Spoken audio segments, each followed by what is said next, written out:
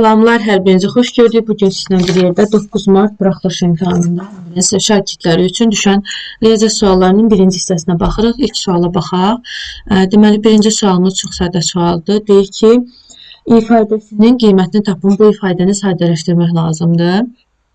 Gəlin ilk öncə suala baxaq. Bu kökaltı ifadədə bir-birinin hasilidir, bərabərdir. Bunu yaza bilərik. Karandaşımızı biraz qalınlaşdıraq. Bu arada videonu bəyənməyi və kanala abunə olmağı unutmayın.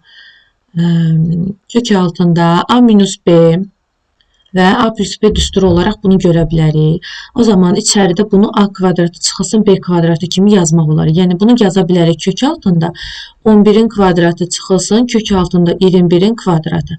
Bərabərdir. 11-in kvadratı bizə verir 121. Kök altında 21-in kvadratı bizə verir 21. O da bərabərdir. Kök altında 100. Yəni ifadənin cavabı bərabərdir ona. Belə bir loqaritmik sualımız var. Deməli, loqaritmin qiymətini tapın deyir bizə. Bərabərdir. Loqaritma 2-dən. Açıq sualların da bir hissəsini görmüşdüm. Part 2-də paylaşacağım onu da. Ona görə kanalıma abunə olun. Hələ ki qapalı suallar keçən imtahandakı səviyyədədir. Yəni o qədər qəliz bir şey yoxdur. 14-ün kvadratı çıxılsın 10-un kvadratı. Bir dəfə çıxmasını yazırıq. 14 çıxaq 10, yəni 4. Bir dəfə toplamasını yazırıq. Bayaqki düstur kimi A çıxılsın B, A üstə gələ B kimi açırıq. Bir dəfə də 14 üstə gələ 10, yəni 24. Bölünsün 24. 24-lər ixtisar gedir. Olur loqaritma 2-dən 4. Yəni loqaritma 2-dən 2. 2 üstü 2 ifadənin cavabı bərabər olur 2-yə.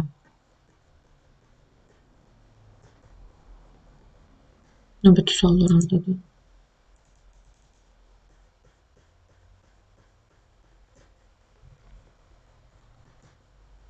Ardını əlavə edeyim. Mən ardını da əlavə edeyim. Niyəsə ardı düşmür.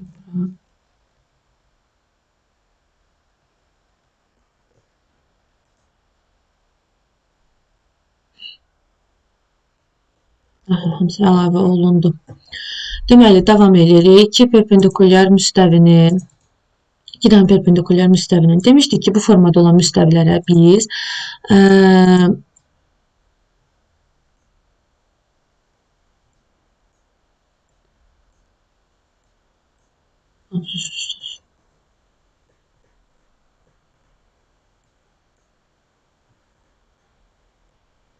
delireceğim.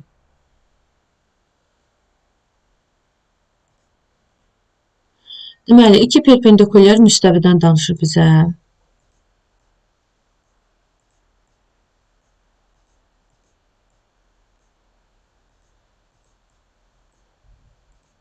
Artıq sualların hamısını görmüş sayılırsınız. Deyək ki, 2 perpendikulyar müstəvinin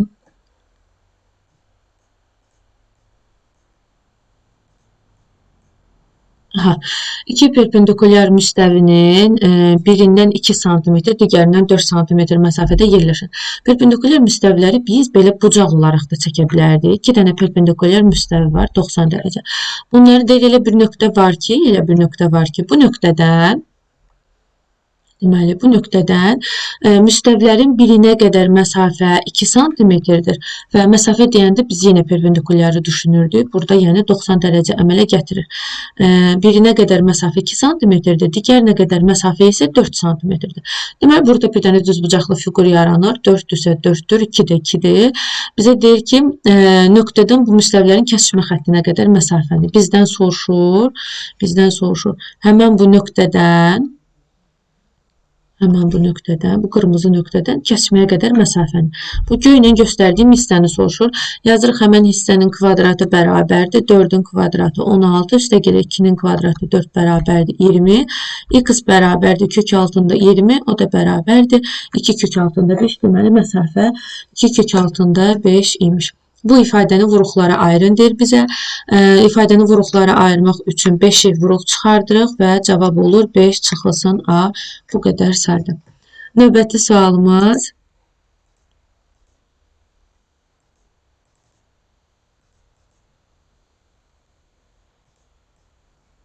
Belə bir sualımız var. Hansı hissəsi irrasionaldır deyir bizə. Kəsr xətti çəkirik belə sualda. Kəsr xətti çəkirik. Ümumi baxırıq burada neçə dənə ədəd var. 2, 4, 6, 8, 10. 10 dənə ədəd var. Bu ədədlərin içindən irrasionalları seçəcəyik ki, görə irrasionallar nə qədərdir. Deməli, pi irrasionaldır. 3 kökdən çıxmır. Bu da irrasionaldır. Ardıca kök altında 9 rasionaldır, mənfi kök altında 2 irrasionaldır, 3 kök altında 5 irrasionaldır. İşte bitti. 1, 2, 3, 4, 4 dənəsi irrasionaldır və 5-də 2 hissəsi irrasionaldır.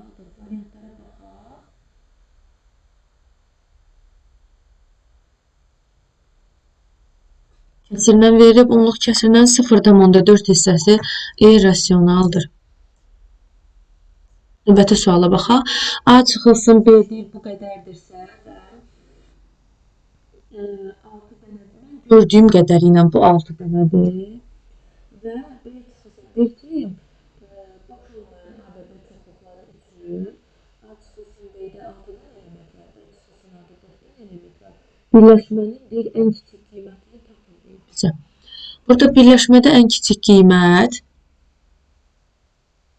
burada rəqəmlər tam aydın görünmür, amma burada 2 dənə hal ola bilər. Bir ola bilər ki, bu çoxluqların kəsilməsi halı ola bilər. Bu sual qalsın axıra. Bu sualı dəqiq yaza bilərsiniz. 10-da ola bilər, 11-də ola bilər. Çünki birinci cümləsi görünmür ifadənin. Bu qalsın. Rəydə bu sualla bağlı sizin fikirlərinizi gözləyəcəm. Belə bir sadə sualımız var.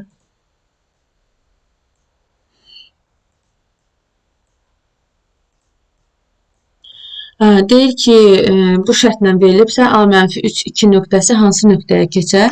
O zaman həmin nöqtənin keçdiyi hansı nöqtəyə çevrilər deyir, hansı nöqtəyə çevrilər? Deməli, -3 absisi 4 vahid artırır, olur 1 və ordinatı 2-dir, 1 vahid artırır, olur 3 və nöqtə olar 1, 3 nöqtəsi.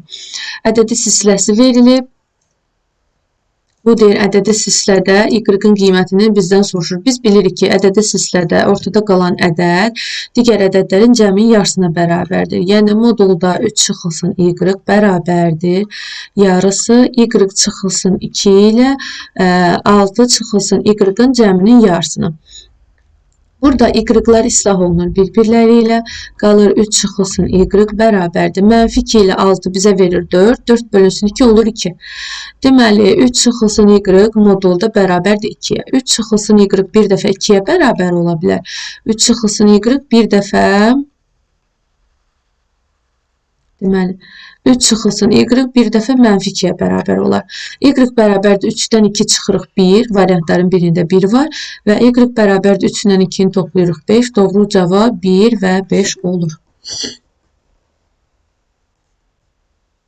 Növbəti suala baxarıq. İki kürənin birinin həcmi ikincinin həcmindən 27 dəfə böyükdür. Deyir, bəs birinin həcmi, birinin səthin sahəsi digərinin səthin sahəsindən nə qədər böyük olar, yaxud da nisbətləri bu formada bir sualdır.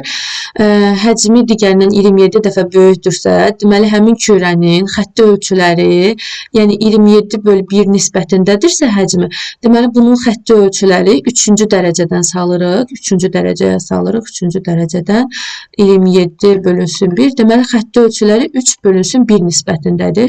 Xətti ölçüləri 3 bölünsün 1 nisbətindədirsə, bu deməkdir ki, səthinin sahəsi də bunların kvadratları olacaq. Yəni, səthlərinin sahəsi 9 bölünsün 1 nisbətində olacaq. Ya da birincinin səthinin sahəsi ikincinin səthinin sahəsindən 9 dəfə böyük olacaq. Bu sualı sizin üçün oxumaq istəyirəm. Burada səbəbini çatıb yazmalısınız. Sualda deyir ki, parametrin hansı qiymətlərdir? Bölü 2 A-nın deyir, hansı qiymətdə tənliyin həlli var. Buradakı ifadə nə olur olsun? A çıxılsın 1 bölünsün 2 ifadəsi bilirik ki, -1 ilə 1 arasında olmalıdır. Hər tərəfi 2-yə vururam. Olur -2, A çıxılsın 1, 2. Hər tərəfin üstünə 1 gəlirəm. Olur -1, A və 3. Deməli, olar -1 ilə 3 arasında. Doğru cavab olaraq da bunu axtarırsınız. Olur -1 və 3. Digər suala baxırıq. Ən böyük, ən kiçik qiymətinin hasilini soruşur. yarım tam qiymətləri deyilmi?